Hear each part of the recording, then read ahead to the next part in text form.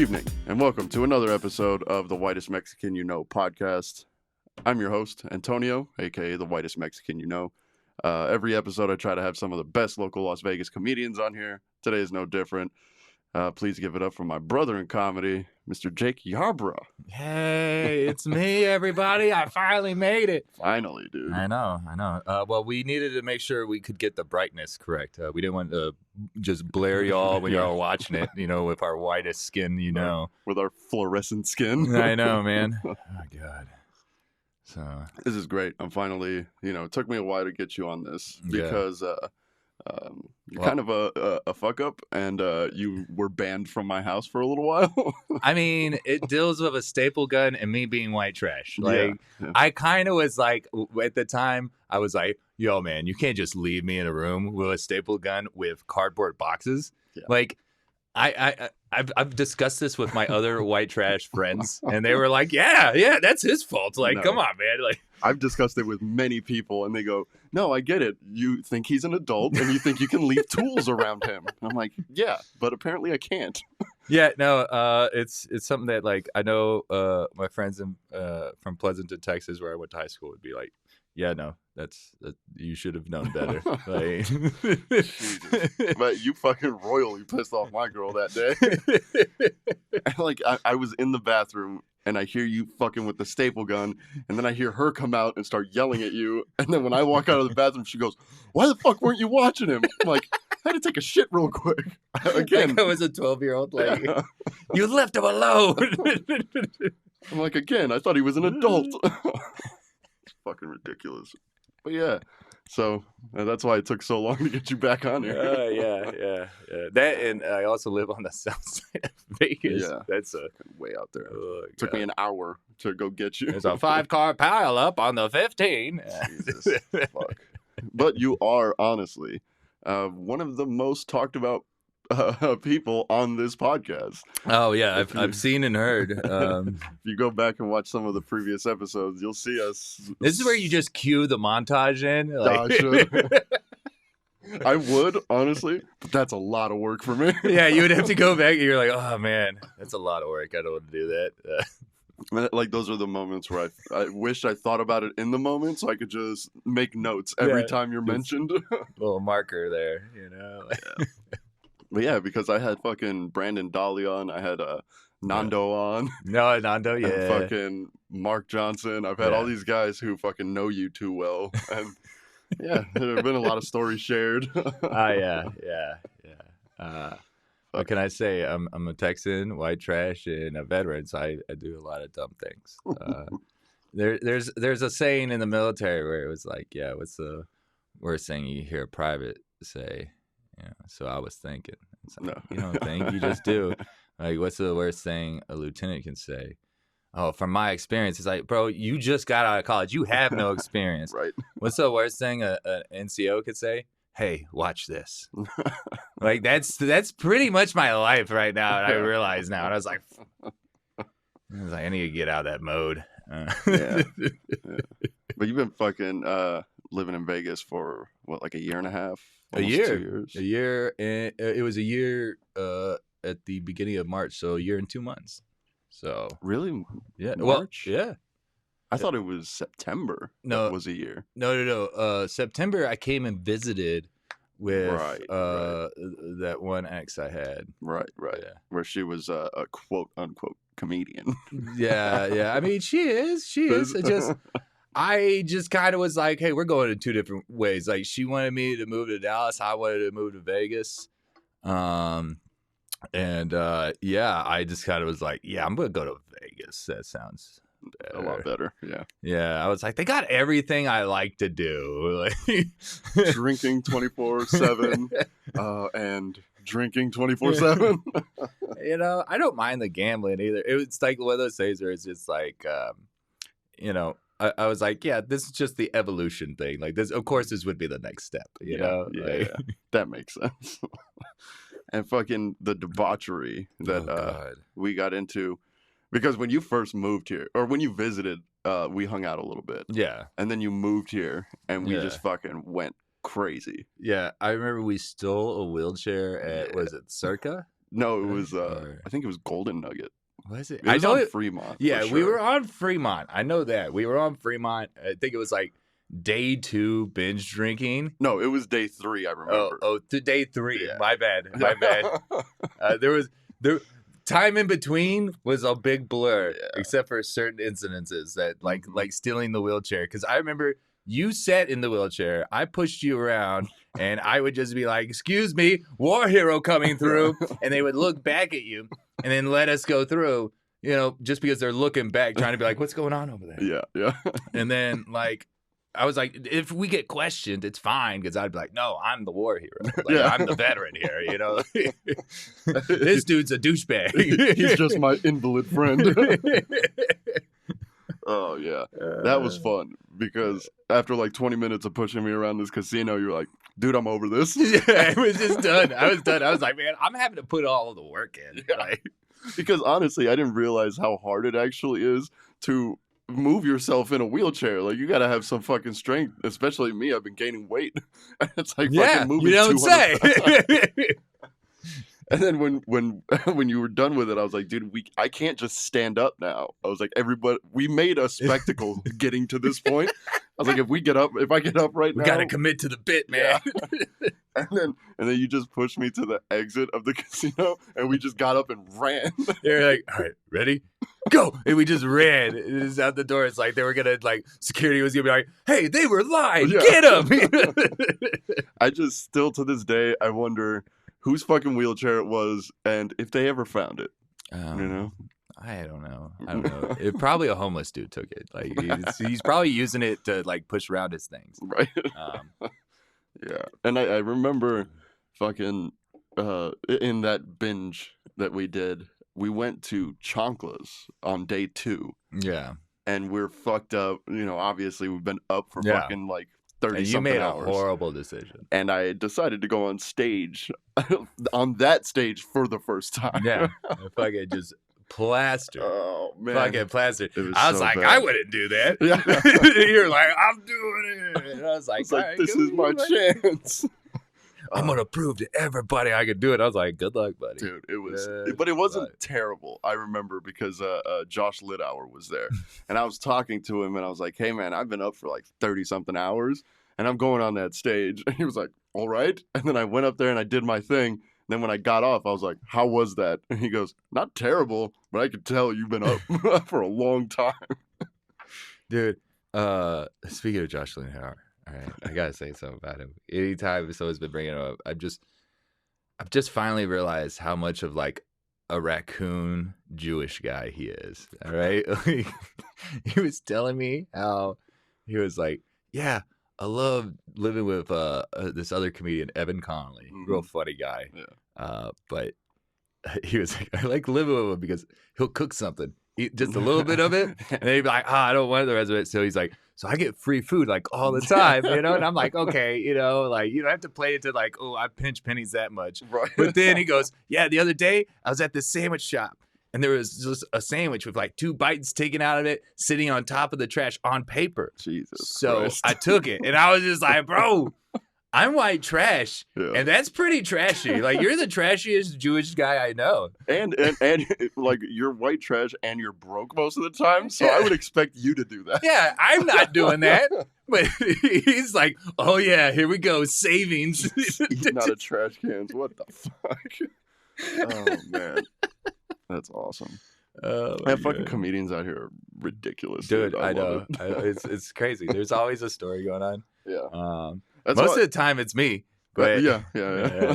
That's why I love doing this podcast, is because one of my favorite things is just to sit down and talk to comedians, because they're the fucking most ridiculous people in the world. Yeah. It's like Mario Sanchez when I had him on the podcast. It's one of the earliest episodes. He fucking told me that he doesn't like making out with women. And then I asked him why. He goes, because I'm from the hood. He goes, so if somebody's up in my face like that, then we're going to fucking fight. And I was like, stop trying to fight bitches all the time. What are you doing? It's the most ridiculous shit. Hey Mario, how you doing? What are you doing? Get in my face! You better give me a warning before you walk up on me like that. Oh my god, That's the craziest I shit. love it. I love it so much. Oh man, Oh, it's great. So how fucking long have you been doing comedy exactly? 12 years. I'll be hitting 13 years in August. 13 years in August. God damn. Yeah. And what age were you when you got started? 21. Oh, so you, as soon as you could, you went for it. It was like I got done doing my second deployment in Iraq, and I went to the first open mic I could at Laugh Out Loud Comedy Club there in San Antonio, and like there's just something about it. You know you're gonna be a comedian when you go up on stage and you get off. You immediately are just like, this is what I'm doing the rest of my life. Yeah. Oh yeah. You know, like even if you bomb or do good, you're just like, yeah, I'm still doing this. I'm still doing this, you know? And a lot of people are like, yeah, usually the 7-year mark is like the make or break moment. That's when a lot of people end up like quitting. Yeah. You know, it's usually after you make it past 7 years, it's like, yeah, you might as well just stick with it. What else do you, what else do you have going on? Right. You know, it's like at that point, it's just like, yeah, just get good. Yeah. Like, just get better. Yeah. And then you can take it somewhere. Yeah, exactly. No, that's how it was my first time. I did my first time ever. It's like fucking about 3.5 years ago. Yeah. I was at Noreen's. That's the first stage I ever got onto. Noreen's. And I remember it. I mean, the fucking videos on YouTube of my first set ever. Gross. Yeah. I do that just to punish myself. I remember I used to have videos of like the first times, like the first year I was in. And like I remember I hit like year 3. And I was just like, oh, these are just gross and disgusting. Yeah. Not like the jokes themselves. Just watching myself do these terrible jokes made me just be like, I don't want to watch this.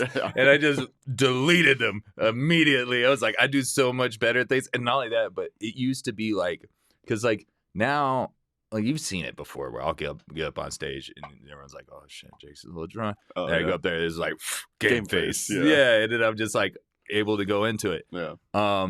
Yeah, year 1, I couldn't do that at all. So there was just, you know, like, and I was just like, yeah, let's get rid of that video. That's just evidence that I'm drunk. And I was going to court for DUIs at the time. Yeah. And do you remember the first set you ever did? Yeah. Because I remember I made a joke about something I literally did before going to the open mic. Because I knew I wanted to come to the open mic first off, to do it as soon as I got back from overseas. I was like, I'm going to try out comedy. And I remember I told my dad this, and he was like, okay, whatever, like reading a newspaper and shit. And have fun with your hobby. Like, he didn't give a fuck. Like, he was just like, you're an adult. I don't care. You did 2 deployments, you know? Just don't get arrested for another fucking dumb thing, you know? Like, and I was like, okay. So I, like, took a shower, and I, like, fucking made sure I was shaved like all down there and shit, like it was the first time I was gonna have sex. And I talked about that on stage where I was just like, I shaved my balls for this, everybody. I'm ready. You know, like, oh, that's so bad. Fucking, I could see you in the mirror at your house, fucking shaving your dick. It's like, this is gonna be amazing. I'm gonna get some pussy for sure. Yeah. Well, that was back when I was young, dude. When I was young, I used to be I would pick up chicks left and right. Yeah. Because like, I joined the military when I was 17. So I went from like sheltered, you know, played video games kind of kid and whatnot, and hung out with like some white trash people playing video games, to, you know, joining the military. And I was like in shape. Right. Like I know it surprises people, but I have like pictures online where it's just like people have seen it and they're like, where the fuck is this Jake? And I'm just like, oh yeah, he was gone 6 months after my second deployment. Like, just young, sexy Yarbrough. Yeah, so, and then on top of that, like I'm from Texas. I'm white trash. My family, they taught me how to 2-step. I hate country music. I will go down in the book saying I hate country music. Yeah. I do have an uncle who passed away that played a lot of country. So like old country, I don't mind. Right. New country, I fucking hate it. Yeah. And like I would go to country clubs and pick up women there because I knew how to 2-step, because it was the easiest way to get a chick's number was just to be like, hey, do you want to dance? Yep. And then you would just dance, and you would the coolest thing was if you knew how to dance second hand, like where it's just like second nature, you could have a conversation with him. So then it like impresses him, like, oh, he's so ambidextrous and he can talk to me while he's doing this. And I'm like, so what do? You know, like, and then I'll be like, oh, twirl, dip. Okay, bring it back up, slide you back in. Okay, so a nurse. Okay, that's cool. You know, like. So I used to do that when I was younger. Like, you know, that at one point, like now I'm just like, let me just focus on comedy. Like, I feel like I got my slut era out of the way early. Yeah. Because it was like 18 to, I want to say like 26. 18 to 26 was like my big slut years. Yeah. So I remember there was this one chick that was trying to do comedy and everyone hated her. Yeah. And this was at Laugh Out Loud Comedy Club. And she was just like always talking about like, everyone sucks, no one's good, I'm the best. And she had no real jokes or anything. Yeah. And they wanted her to go away. And she would never go like that to me. She would just come up to me, and I used to wear this leather jacket. And she'd be like, hey, look, we both have leather jackets. We're leather jacket buddies, you know? And one of my friends was like, dude, just go sleep with her already. So she would leave here. And I was like, okay. And they're like, look, she goes up at this time. So make sure you do it around then. Yeah. So we went to my house, had sex, and she missed her spot. Oh, nice. And they wouldn't let her up. That's some evil shit. And all the comics that were there were just like, he took one for the team. Fucking, as soon as you walk back in there, it's just a slow clap. Like, it was back in 2010. I remember it was back in 2010, and everyone's just like, Jake, you did it again. Just, oh god, that's awesome. No, I mean, fucking growing up Mexican, I had to learn how to dance. You know, because at any quinceañera or wedding or anything, any party, my aunts would be pulling me like, oh no, you have to learn. They would dance with me. And I remember at my older brother's wedding, my little fucking like 70-something-year-old white grandmother is there, and I bring her onto the dance floor. I'm like, you know, just there with my grandmother. And as soon as I got off, all the bridesmaids saw me, and they were like, oh my God, you are the sweetest thing in the world. You're like, thanks, Grandma. Wingman of the year. Dude, and it's always the grandmother that, like, that's who taught me how to, like, two-step. Because, like, so first off, when I grew up, my dad was a single father. You know, he had custody, and he couldn't live, like, by himself with two kids, so he moved back in with my grandmother and my grandfather. Okay. So, when I was younger and stuff and everything, you know, and it was just like me, my grandmother, my grandfather, and my brother, you know, my dad's at work. She would put on some country music while she's cleaning. She'd be like, oh, come here, boo-boo. That was what she used to call me, boo-boo. And I would have to go over there, and she'd be like, come dance with me, you know, like. It's better than what my grandmother called me. Oh, yeah? Shithead. Doesn't hear shithead. No, that's my grandmother on my mom's side, but that's the white trash side. Like, it's like, my mom's side is like the tabloids where everything's just like, it's all gossip and all this other shit. Well, like my grandmother's side was like Better Home and Gardens, where it was like my aunt and my grandmother used to scare my mom because they would be like, look at our gardens that we attend to all the time. Look at our house, how spotless it is and everything. It was just like, it was like Stepford Wives almost, you know? And you're just like, what the fuck? But it's like country style, you know? Like, that's great. It was just like, what the fuck? Yeah, I have this fucking vivid memory of being a fucking kid in Michigan with my white grandparents. Mm-hmm. And I was just being a little shit kid. And like, while my grandmother's talking to me, I would just go, why? You know, that whole fucking, like, no matter what she said, I would just, why? Right. Why? And she got fucking, like, pissed. She was like, if you fucking say why one more time, I'm gonna beat your ass. And I was like, okay. And then my grandfather set me up. He was just hanging out. He was like, man, you know what? I'm really glad, you know, I don't have to go to work today. I was like, why? And then my grandmother just loses her shit.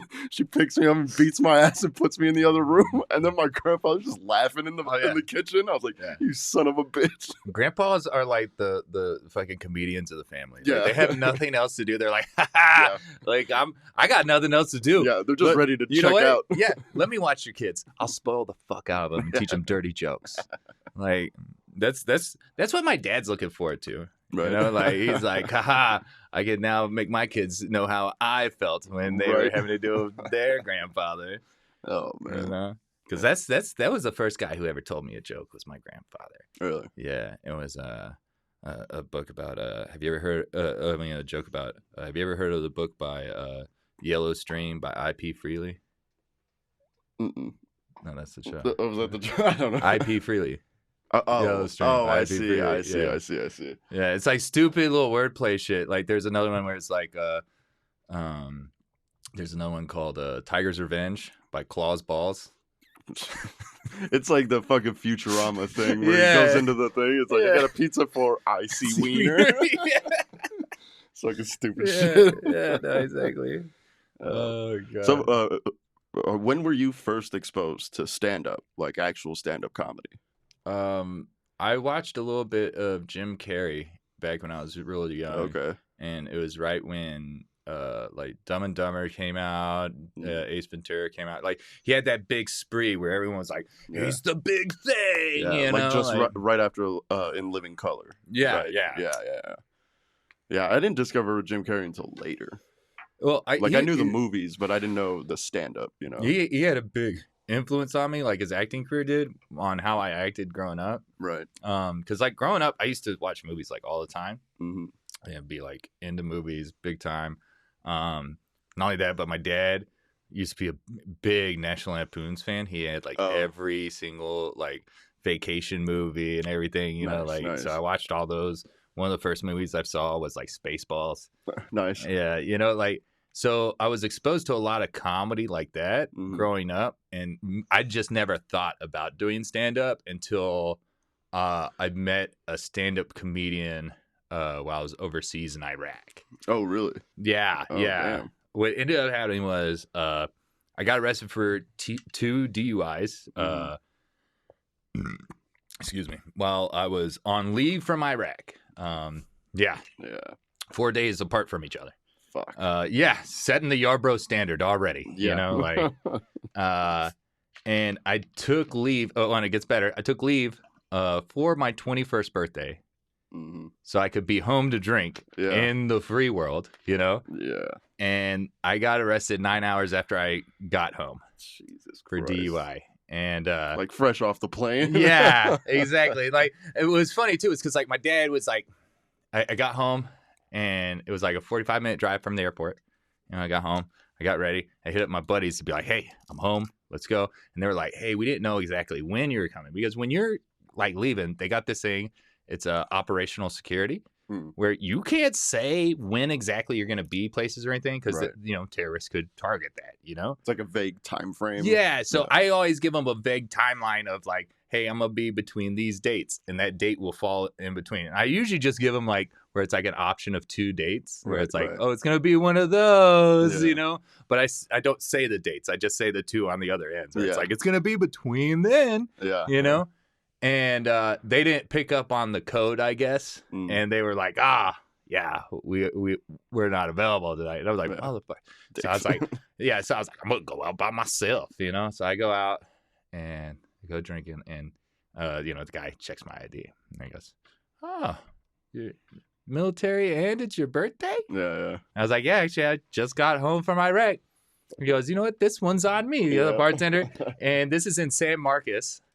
Which is a big college town in Texas, just north of San Antonio, south of Austin. Yeah. And I was like, cool. And then this guy overheard it and goes, hey, man, heard it's your birthday and that you're home from Iraq on leave. I was like, yeah. He goes, let me get you a drink. Yep. So then, like, I ran into a bunch of college students playing pool that were like, hey, we heard it's your birthday and you're home from Iraq. Now, again, I only took $20 with me out to the bar. I've spent $0 so far. Right? Awesome. Yeah. And then the college students are like, hey, let's go bar hopping. Why don't you tag along with us? Because I told them already, like, oh, my friends couldn't make it. Yeah. You know, so they're like, yeah, just party with us, right? So we're bar hopping and everything. And there's one point when I'm like, okay, I need to leave. And it was because I was sitting there at this Irish pub in San Marcos, and we're sitting at like this long table, and they had like, everybody was there.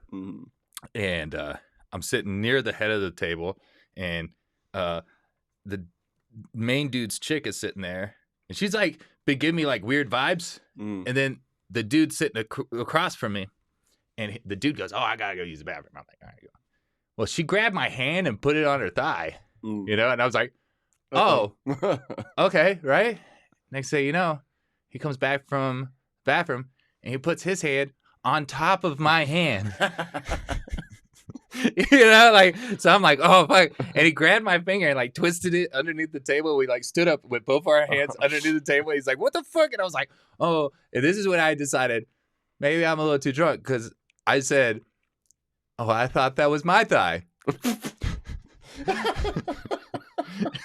Oh, that is the best and worst excuse you could ever give. And the dude was drunk enough. He goes, oh, okay. And he lets go of my hand. And then I was just like, I think I'm going to go. And they were like, no, stay. And the chick's even like, yeah, stay. And I'm just like, nah, I'm going to go, you know? So I go to my car. I sit down. And I'm even thinking, I'm like, I should just like go home or just sleep in my car. Yeah. I'm pretty toasted. And then a part of me goes, well, you ain't really spending that much money. You could go to IHOP, get some pancakes and sober up, you know? So I got arrested in the IHOP parking lot. That's fucked. So, yeah.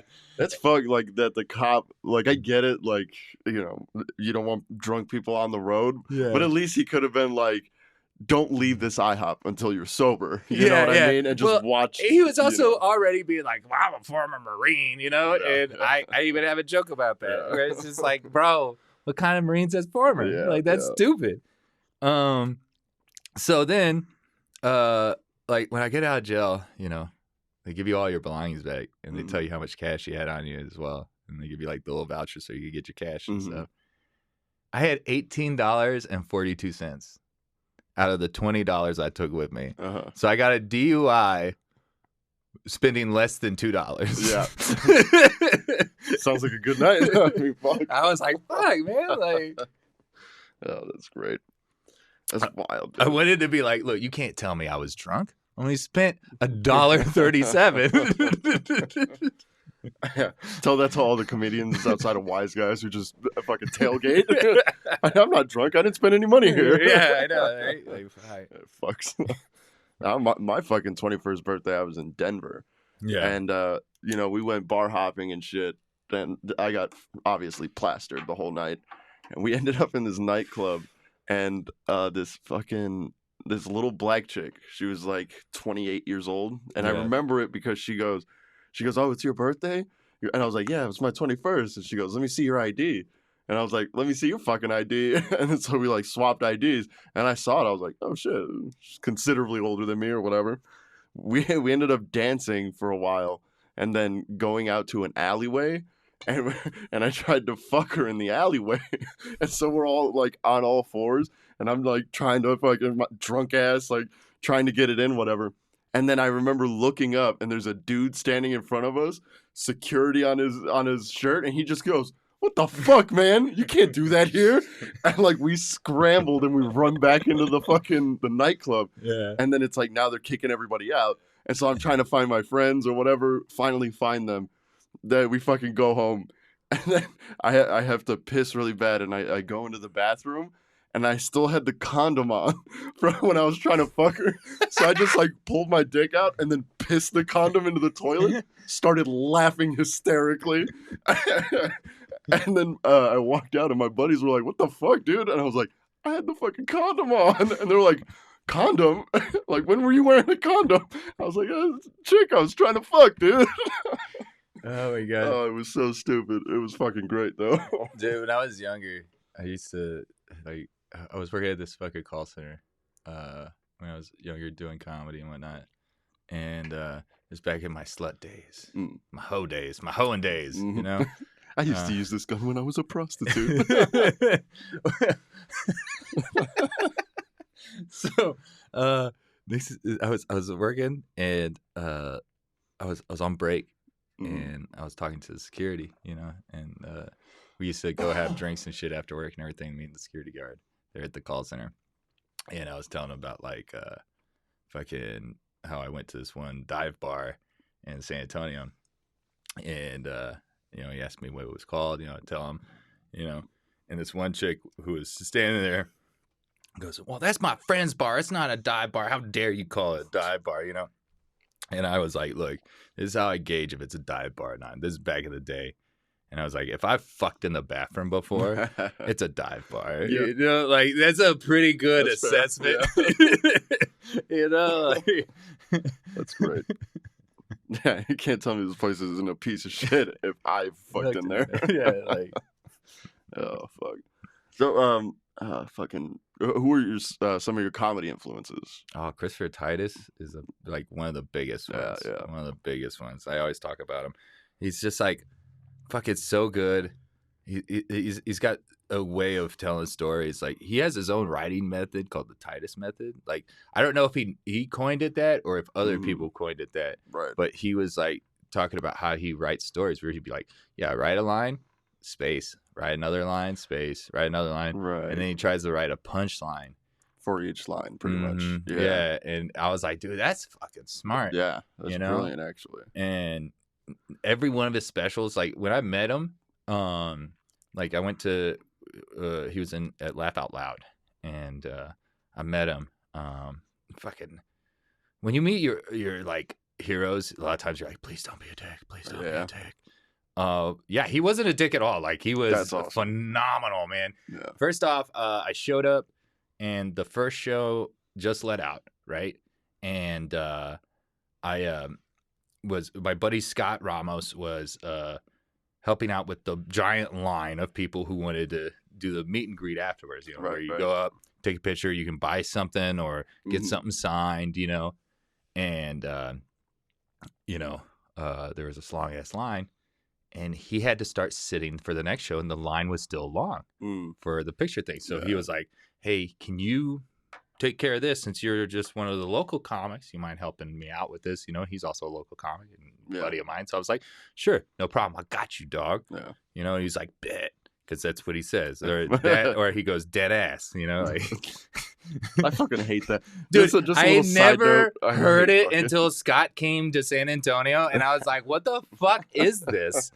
He's all dead ass, son. And I'm like, what the fuck? So anyways, so I'm taking pictures of people as they're walking by and whatnot. And then I go watch the second show. And then when we get out, long ass line, I'm letting people in front of me because I'm like, yo, I'm a local comic. Yeah. I'm going to take a little bit of time. So I'm going to be at the end of the line. So you go ahead, you know? And when I finally get up there, he goes, hey, you were taking pictures of us in between the shows and stuff with the audience members that wanted to take pictures of it. Like, yeah. They were like, oh man, yeah, here's $20 for doing that. And I was like, no, I can't take $20, man. Yeah.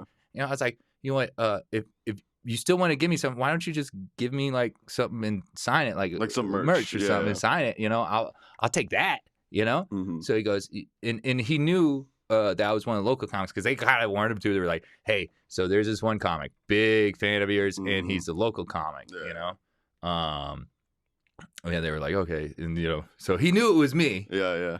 And he goes, I'll do you one better. So they also told him already I was like a veteran and shit. So he was like, I think this one will fit with it. It was his special Voices in My Head. Yeah. And he signed the DVD case, signed the DVD, signed my ticket, put the $20 in the ticket inside the DVD case, closed it, and handed it to me. It was, there you go. That's fucking great. It was fucking dope. Yeah. It was phenomenal. You still have that shit? Yeah. Fucking better. Of course. Yeah. It's at my mom's right now. Yeah. Like in a little secluded place. Right. Yeah. And everything. But fucking, it was crazy because he even told me, he goes, yeah, every one of my specials deals with something that everyone goes through in their life. Yeah. He goes, Love is Evil. That's about fucking breakups. Yeah. Divorce. You know? Yeah. He's like, it's all about heartache and breakup. Yeah. It's one of my favorites too.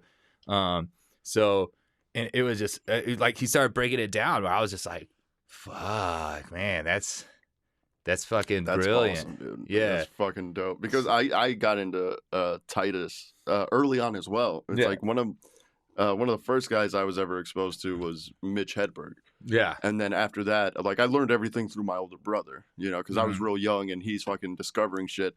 And I remember, in a sense, the first stand-up special I ever watched was Norman Rockwell is Bleeding, his first special, which is fucking amazing. Yeah. Oh, I can almost quote that special, you know, beginning to end. I've watched it so many times. Audience, let me tell you something right now, audience. If you want to check out Christopher Titus, you can check out all of his specials online on YouTube because he let them out for free during COVID. Yeah. You can even watch his show Titus on YouTube on his channel. Show. It's amazing. Go check it out. I know we're not sponsored by him, but like if it reaches his ear and he's just like, oh, this guy's a comedian and a fan and he's seen me before. Yeah. Hey, as long as he like just sends me a little thank you DM, I'll be ecstatic. Fucking plug my podcast, cocksucker. Oh yeah, and then just plug the whitest Mexican podcast. How long into stand up did when you met him? Like how long were you doing it? Let's see, like I think it was year 6. Okay. Yeah, I think it was year 6. He was coming out with a new special and he was going around. And he was doing it like across the country before they recorded it. Mm-hmm. He was getting his practice in, making sure he was hitting, across the nation. Yeah. And you saw him because the way his specials are, it's kind of like a one man show type of thing. Yeah. There's that whole like he usually has a whole fucking setup, on stage. What do you call it? That fucking whatever. There's background and stuff. Background and shit. But I've never seen him just like in a club. Like how does that translate? You know what I mean? From like his specials and how he does everything there versus being on stage at a club.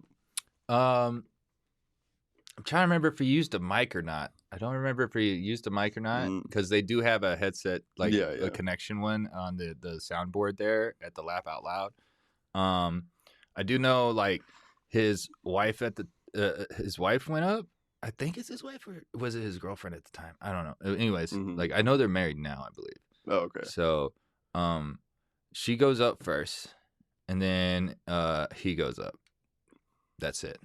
Interesting. I didn't know that she did stand up or anything like that. Well, like because when Love Is Evil came out, he divorced his wife. Yeah, it talks about like the model, like the tall fucking Shatamoka. The one that it's like the mother of his kids one, and then he's got this new girl who is a comedian. Interesting. And so she'll open up for him, and she's also his co-host on his podcast now. Right. Yeah. So she'll go up, open up. They have no one host or anything. It's just her. Yeah. Then it's after that Titus, and that's it. Keep it easy peasy. That's cool. Because like my fucking innocence comedy idol, my favorite of all time is Doug Stanhope. Oh yeah. And I just ran into him at Wise Guys a few months ago, and it was great because we're all hanging out, in the back of the club, and I was walking outside of that one exit that's by the kitchen, where they've locked that door now. Where it's supposed to be a not usable exit entrance. But this was before they started locking that door. And so I'm walking out, and fucking as soon as I was about to push the door open, the manager, Cassie, walks in. And I was like, oh shit, excuse me. And fucking Stanhope just walks right by me. I just started losing my shit right there. I was like, what the fuck? And I walked outside, and everybody was like, did you just see fucking Stanhope walk in there? I was like, yes. I was like, that is him. And I'm freaking out. This is, like you said, you never want to meet your idols because you're afraid that they're dicks. He is the fucking best. Stanhope is such a fucking cool dude because when he got there, Cassie and everybody's trying to push him to go on stage. And this is during the Tuesday bucket mic. Yeah. She's trying to push him to go on stage to like, fucking work your shit. Like fucking stay up there for an hour if you want or whatever. And he was like, no. He goes, I'm going to go up there. I'm going to do 3 minutes like everybody else gets. He goes, they're working on shit. I'm working on shit. He goes up there. He does 3 fucking minutes. And then he just sits in the back.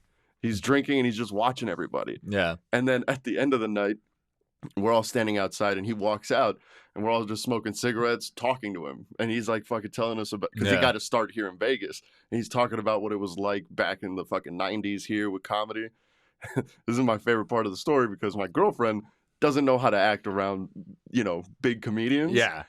There was a lull in the conversation and she turns to Stanhope and she goes, by the way, just want you to know you're a god. And he hits a cigarette. He goes, yeah. And then he just turns away. And I could see my girl the embarrassment hit her. She fucking could not let it go for weeks. She was like, I just wanted to. And I was like, you don't understand comics. It's like, you don't even big name like him. don't say shit like that Yeah. to him. Just be cool. Just talk to him. Like, fucking They're Christ. a person. They're a person just like you and me. Yeah. That's like my favorite thing is when someone does that to you when you're like, bro, I'm not even close to that yet. Like, people have never done that to me. I've had someone ask me for an autograph. I'm at the urinal taking a piss. That's wild. And I was like, yo, man, I'll definitely give you one. Yeah. But let's do it when I don't have my dick in my hand. Right. You know what I mean? Like, that would be fucking weird. It was weird, too, because like this guy just happened to be on vacation from San Antonio, Texas. And he saw me there. And he was like, oh, shit, what are you doing here? You on the show? Like, what? And I was like, no, I'm just watching the show, hanging out. Just taking a piss, dog. And I was, and he was like, yo, let me get your autograph since we're here. And I was like, peeing right now. That's fucking wild. Yeah. I feel like I wouldn't know how to handle it if somebody asked for my autograph. I'd be like, why do you want that? It's like, I know I'm pretty good at stand-up, but even if I'm like, let's say 20 years in, if somebody asked me for an autograph, it would weird me out. Yeah, I think when people do it when you're first starting out and shit, it's those guys who are like, well, I know someone famous, and it's like, nah, it's like someone who's like, yeah, man, I had to register my hands as lethal weapons because I know so much about martial arts. Fucking you know, it's dickheads. like, no, you don't. Yeah, no, you didn't. You're fucking lying to me. That's great. You know, it's those same people that come up to you when you're like first starting out and you're like, bro, all I did was dick and fart jokes right now. Like, I haven't even developed anything yet, you know? It's like we were talking about our first sets. My first set, I remember, obviously, because it's on YouTube. And I go back to it every now and then just to piss myself off. And I'll watch it, cringe after the first 2 minutes and turn it off. But it's I had a whole bit about raping a dude at an In-N-Out. I was like, you know, he did this, and I had a whole fantasy about raping the dude. And like my big punchline was like, I pushed his face into that double and gave it to his ass animal style. Like that was my big punchline, and it was ridiculous. And oh, man. And I've never because I did stand up for 3 months and then we got shut down, you know, for COVID, and I never went back to it. I just shelved it. I was like, I did it for 3 months, like fuck that. But I always kind of want to go back to it just to see if I can make it better, you know? There was like one joke when I was first starting out that people were like, bro, that joke. Yeah. Like I got known for that joke. And I remember like, because there's a couple of people that will tell people when I first started out, you know, like a couple of people that started off with me who were like, yeah, Jake was going to be the one that probably makes it out of our little class, you know, first. And then instead I got hooked on drugs, and then our other buddy ended up making it, which that like threw us all for a loop. Yeah. And like, because they would tell other younger comics too, back when I was in San Antonio, be like, hey, don't dog out Jake too much, because I'm going to tell you, like, he's actually really good. He's just, his brain got a little fried when he was doing drugs. If you give him enough time, he's going to be good. Because it was just like right after I just kicked the habit and shit. So it was kind of like, it's hard to get back. It was like my brain was misfiring when trying to joke, right? You know, and then now it's like, okay, it was just having to work it back out and shit. It's like taking a 6-month break is like taking 3 years off your career, pretty much. But yeah, so this one joke I did in the beginning that I got known for, was talking about like, I used to not be an asshole towards women, you know.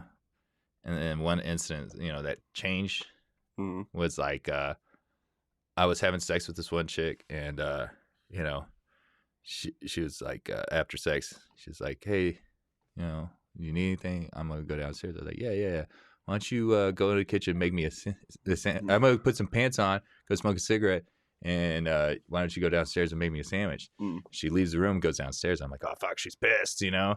So I go downstairs, and there she is in the kitchen making me a sandwich. I was like, yo, you know, I was just joking. She goes, yeah, but you looked hungry. So now, women, all I'm saying is, if I ask that question, there's a 50-50 chance I'm going to get that sandwich. Right. You know, like, you don't see me going up to my black friends being like, hey, can you pick me some cotton? Because I need some new shirts. Yeah. because there's 100% chance I'm gonna die. Like, women, step up your game, threaten more men, and you won't get these questions. You know, like, and I just like, as much as I was like, okay, you know, I was getting noticed for the joke, I also was just like, at one point I was just like, about it, and I was just like, I want to do other things. I don't want to be known as the sandwich guy, you know. And then on top of that, like, I had a couple of times where I just don't feel right with the one, like, even though like I do a lot of jokes where I tiptoe the racism thing a little bit. That one I've always felt a little off on, not like 100% like off, but just like, is that a little too far? I'm not sure, because it literally talks about cotton picking. You know what I mean? And it's like, ugh, you know? Yeah, it's like I have a bit that I'm working on right now that it's like the biggest punchline of the thing is like, I don't know why black people and the KKK don't get along because they have the same favorite word, you know? And it's, you know, and I did that last night at Free Zone, and fucking Adam just went, that was ballsy. I was like, really? Because when you come up with a joke like that, initially you just think, oh, that's funny. Like, let me go with it. And it's only after I feel like people start telling you, like, yeah, that's pushing it a little bit, then you have to start reconsidering like how you word it, or even if you want to keep it at all. Yeah. And I would assume that bit probably was hard to get across when in its infancy, right? Did you have to develop it, or it was just bang right off the bat? I had to develop it a little bit, but at the same time, it was the one that came together the quickest. You know, and not only that, but it was also like one of those ones. Like, it's one of those things that like I get when people are like, "Nah, you just gotta do what's funny." But also, this is my fucking comedy. Yeah. If I don't feel comfortable saying something, I'm not gonna say it. Right. Doesn't mean I'm not gonna stop trying to find a way to making it funny. Yeah. You know, I might just have to change it up by looking at a different perspective and stuff. Right. You know, it's about putting the work in. That's one thing that I also say about a lot of stuff like that too. It's like, yeah, if you don't feel comfortable saying something, you don't have to say it. Yeah. But you do still have to work on it and figure out like how to make that funny. Because if you came up with the idea of the joke, right, that means you think it's funny for some reason. Yeah. And I feel like you just have to interpret it to the audience correctly, and then they'll get it. You know what I mean? Right. Like our job is an interpreter of what we're trying to interpret, what we think is funny to the audience, you know? Yeah. It's like like you're taking the audience into like a ride into your mind and getting them on your side. So no matter what you say, they see it from your point of view and see why it's funny. And that's like, and I get when people are like, oh, PC culture, it's ruining comedy. I'm also like, well, sometimes it's also just you're not interpreting it right. It has nothing to do with PC culture. It's just you're just not doing it right. I get that. But I mean, my girlfriend is a perfect example of this, that when she and I first got together, I met her at a comedy show. This is way before I ever did comedy. We just happened to be there through a mutual friend. And then after that, we started going out to other comedy shows. And I saw Todd Glass. He was fucking great, but he was playing this little fucking venue at a college. And there's like only 20 people in the audience. And then he has a couple like local comics going up before him. Yeah. One of the local comics, this chick, she had it's a great joke, I think, where she goes, we should stop hating trans people for being trans and just hate them because they're women, you know, like, because we hate fucking women. So it's like, hate them for being women. Yeah. And I, in that audience of 20 people, was the only one who laughed. And my girl turned to me and she was like, what the fuck? And then afterwards, we had a long discussion because she was like, how could you laugh at that? Like, you're laughing and it makes it seem like you hate women and this, that, and the other. And then I had to, in a sense, break down comedy for her. Yeah. I was like, it's not that I fucking hate women. It's that misdirection of like, you know, people hate trans people, but hate them because they're women. You know what I mean? And I had to break it all down. And it took me months for her to really realize where I was coming from. And I feel like that's the thing with like the PC culture is that some people's brains just aren't wired like that. Yeah. And I was in a room of 20 fucking people who their brains weren't wired like that. And I was the only one who understood that joke. Not only that, but it's also like when you're looking at that stuff too, it's so easy to make a joke like that too. Mm-hmm. Like, because if you really think about it, there's all these different minority groups that have been, everything's just been one-sided to where it's just like, yeah, they're all getting the short end of the stick, right, in their own way. So now there's like a waiting list pretty much by each group. So with anybody, you could also be like, oh yeah, well, what about this? You know what I mean? Yeah. You bring it up. You could bring up another group as like the misdirection of it. So it's also like, well, yeah, that's how you do it. Because like, especially if you're like the new group to the waiting list, it's like, hey, fuck you. Right. We've been waiting for years for this. Yeah. But yeah, I don't know. I just feel like some people just like people are so opinionated nowadays, but they don't take the time to understand anything. Yeah. You know what I mean? And I think comedy is really where it happens the most. Yeah. Is that people don't take the time to actually want to understand where somebody's coming from. And like you said, it could be the fault of the comedian for not being able to explain it. Yeah. But they're so quick to just be like, fuck this person. Oh, yeah. There's a lot of that, they're racist or sexist. And it's like, no, that's not what it is, you know? I mean, you've seen a white girl get mad at me about the, was it Black Roommates joke? Yeah. And Mark was there. My black roommate was there. Yeah. And he was like, oh, that bit? I love that bit. Yeah. It's a great bit. It's like, it's the greatest. It's like, and it's not even like disparaging to like black people. It's like you saying you're uncomfortable with having, the master bedroom. And it's she just felt uncomfortable because I was saying black. Yeah. I'm saying something about a black person. Yes. And she's like, oh, you shouldn't be saying any of that because of your skin. And it's just like, no, it's okay to talk about it. Yeah. It's not okay to do what my roommate did, my newest roommate, where she brought like a... So, hold on. I told you this, but we're going to tell the story for the podcast. All right, guys? Hilarious. So, guys, this is what happened. It was Sunday night. My roommate. Paint the picture. Yeah. So my Mexican scene opens. Sunday night. I'm at my computer playing video games. Right? Like at any Sunday night, right?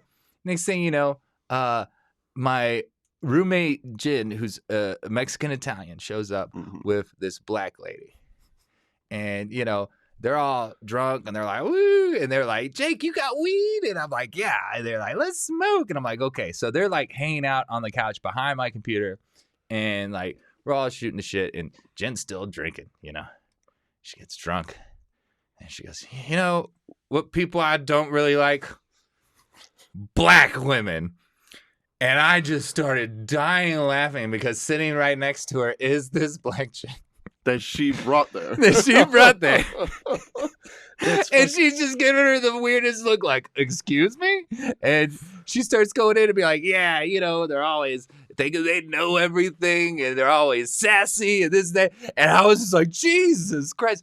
And then finally she comes out of her drunken stupor just long enough to realize what she's saying and looks at the black chick and she's just like, mouth open, just like offended, and I cannot breathe. My sides are killing me. And next thing you know, the black chick just goes, I think I'm gonna go, and just picks up her bag and leaves. And like, it is done. Jen's trying to defend herself. I mean, not you. You don't do any of that. You're one of the good ones. And you're like, Jesus Christ. Digging a hole there, Jen. Yeah, like exactly. I'm just like, Jesus Christ, man. What are you doing? But I have so many questions for Jen. It's like, do you not remember bringing this black chick home? How long have you known this black chick? Oh, they're still friends. She told me this morning. She goes, yeah, I hit her up and apologized. It was just like, yeah, sorry, I was drunk and said some stupid things. And then it was crazy, too, because she was just like, yeah, I guess my inner racist came out. A bit. Fucking Christ. Jesus, that's insane. Yeah. The lack of self-awareness in that moment. I was just like, Jesus Christ. I've been drunk many, many times in my life. I'm very drunk at that. And I have never let my inner prejudice out. I always keep it bottled up. You always keep it bottled up deep down inside. It usually comes out when cats are sitting on the top of my steps and run down, and I can't just help calling them all sorts of racial slurs. You just call them the N-word with a hard R. Fucking goddamn Jew cats. What? I fucking hate that. Right, because they're hiding underneath the steps. Oh, fucking. God, I'm horrible. I fucking hate those cats, by the way. Because when I first moved in, they would do that shit all the time. Yeah. And it'd be like 5 or 6 of them sitting at the top of those steps. And I'd come home 2 a.m. drunk, trying to walk up my stairs, and all of them just run down at the same time. And I would kick at them. I would kick all of them. And so they stopped doing it for a while. This is the first time they've done it in months. And it was just that one. But I know where he lives. Underneath my steps. I'm gonna catch that cocksucker. That was one of the things. I'm just gonna tell your girl, like, I saw the most adorable cat. You would love it. It's a step up from a hermit crab. She'll never go for it. I'll be like, become a cat person just like me. I'm wearing my cat dad shirt. God, I hate it. I love how what's her name? Kay Banks wants me to wear this shirt at the roast battle. Why would you give her more ammunition? Because I'm gonna destroy her. Yeah. I'm gonna have to meet up with her in a couple days to help her out with those fucking bits. Because I still remember at the writing group the other week, she's like showing me all these bits, and I was just like, what is this supposed to mean? And she goes, I don't know, I haven't figured that out yet. I'm like, what the fuck are you doing? Like, these are terrible. Yeah. And then you're like, I just saw Jake's. He's gonna destroy you. Yeah. I was like, you're gonna get bodied, bitch. And so now I'm gonna sit down with her and fucking try to help her out. I want to have a good fight. I want to have a good fight. I don't want to have it one-sided. Yeah, and I was just talking to Mario last night because he's going up against Parker, and Mario was like, I had a lot of options for opponents. He goes, some people like fucking newbies, and he goes, I can't do that. He goes, some people who've never done a roast before. He goes, I don't want to do that. He goes, I don't want to just slaughter somebody up there. He goes, I actually want to fucking battle. And then he even mentioned you. He was like fucking Jake. He goes, he's, battling that one chick. And he goes, he's going to fucking destroy her. And he knows it. And he goes, why would you just want an easy opponent like that? I want another win. I agree. I want another win, okay? Yeah. I can't just retire 1-0. I got to have 2-0. But I'm going to do one roast battle a year. One roast battle a year, everybody. This May 1st, Monday. Well, you got to fucking pick a good opponent because, like, even our roast battle, that was good. Yeah. Like, I was a what do you call it? A good opponent. Yeah. I put up a fight. It was really good. But the way she's going, you're going to fucking destroy her. Yeah. And it's too easy. And you know it. It's like, you just want an easy win, you cocksucker. She's the one who suggested it to me. It was like, bro, we should do the roast battle. That's why I haven't done the roast again, is because I want to go up against somebody that I know I can, that we can have a good back and forth. But it's like people that I don't know, or because it was easy for us to go at it because I've known you. We know each other on a certain level.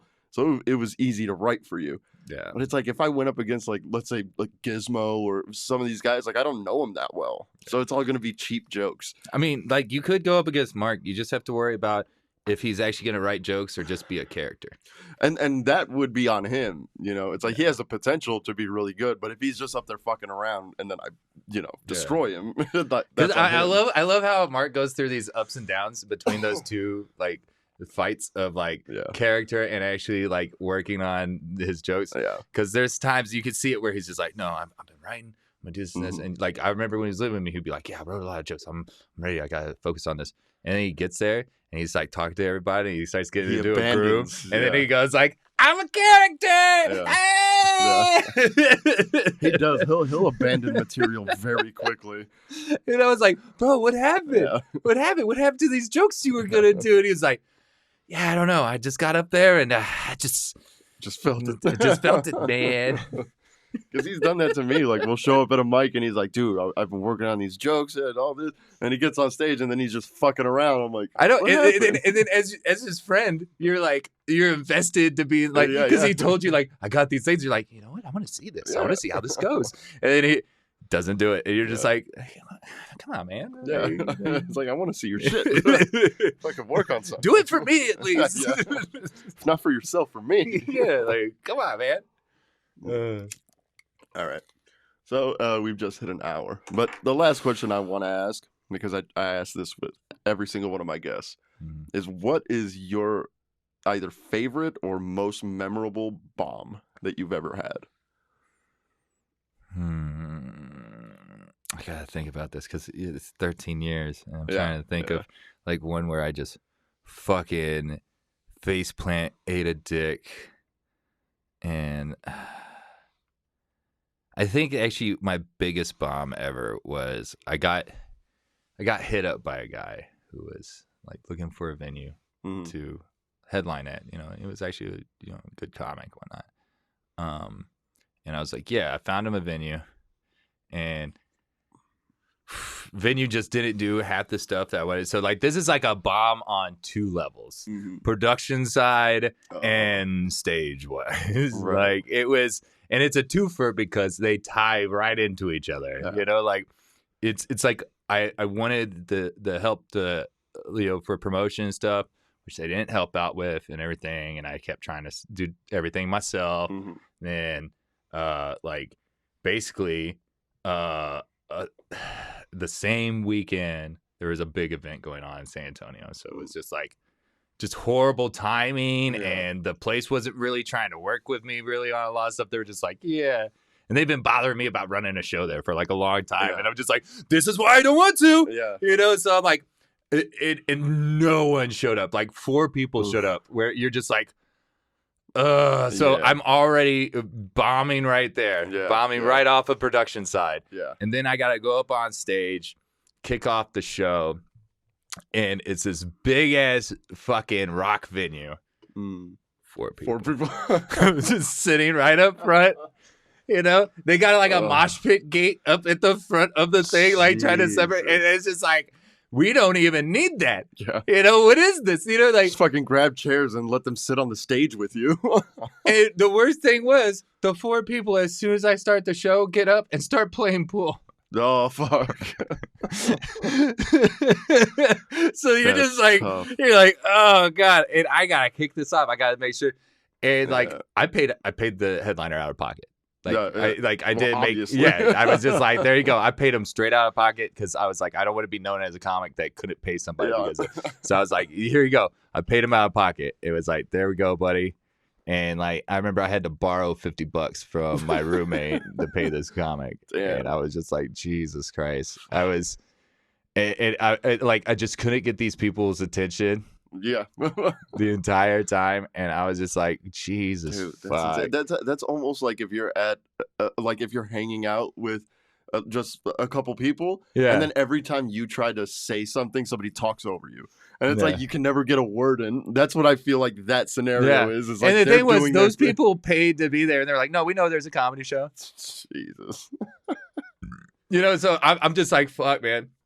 And like, I just couldn't get their attention. Like, I professionally, as much as people are like, well, you know, production side, it's like, I ran the production side.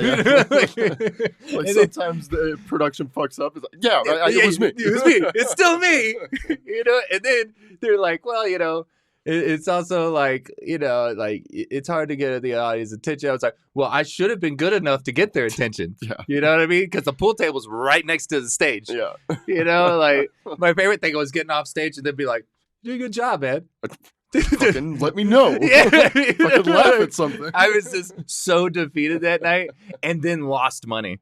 Ooh. You know what I mean? Where it's just like, here you go. Here's 150. That's tough. Like, that's great. That's the biggest bomb of my career. Fuck yeah. I just did a show a couple of weeks ago at a gold mine at Fitzy's show. Oh no, you were there, and then you fucking talk shit. You're like, I'm gonna get everybody's attention. I was standing by the pool tables when you went up, And you were Dude, like, it's always the pool table people. They get me every time. I'm like, this is the night I'm gonna get their attention. and I remember you even were like, hey, people playing pool, like this, that, and the other, and they didn't even break fucking focus. Yeah, They're still just it's hitting just- it. I started dying laughing. I was like, fuck you, dog. You owe me $10. I know. I can't get to my. Oh, that was great. But yeah, no, exactly. So yeah, I have a problem when people are playing pool because it's just like I'm just like, come on, man, Yeah. pay attention to me. I got a microphone. Yeah. Stop playing with us with your dick and balls, bro. Yeah. Like, Oh, that's fucking great. All right, you got any social media you want to plug? oh yeah. Find me on Instagram at Jake is Funny. You can find me on Facebook at facebook.com/Jake is Funny. You can also follow me on Twitter at Jake is Funny 1. Yeah. Because someone already took Jake is Funny, and I'm coming. I bet that Jake isn't funny. Dude, he's made 0 posts. Dick. 0 posts, 0 tweets, nothing. He's had it since 2009, and he's just holding it. And I know what he's trying to do. He's trying to get me to hit him up and be To like, sell it to yeah, him. I will buy that. But I refuse. I refuse to On do it. principle. The principle. But yeah, so Jake is Funny 1 on Twitter as well. And you can catch me at Wise Guys was it the 1st, right? May 1st for yeah. the roast. Yeah, This yeah. probably won't be out by then, but Oh, yeah. wow. I do my best. We'll just let you know, like, just edit in, like, if I won or not, and I then, will. like, put my record, like, 2-0. I got That's you. what it's going to say. Well, it is And it's gonna going to say flash, 2-0. and then just put loser on your side. Yeah. You know, like, Jackass. Follow my Instagram, _Hernandez_comedy. I don't do a whole lot on Instagram, but fucking follow me anyway, dicks.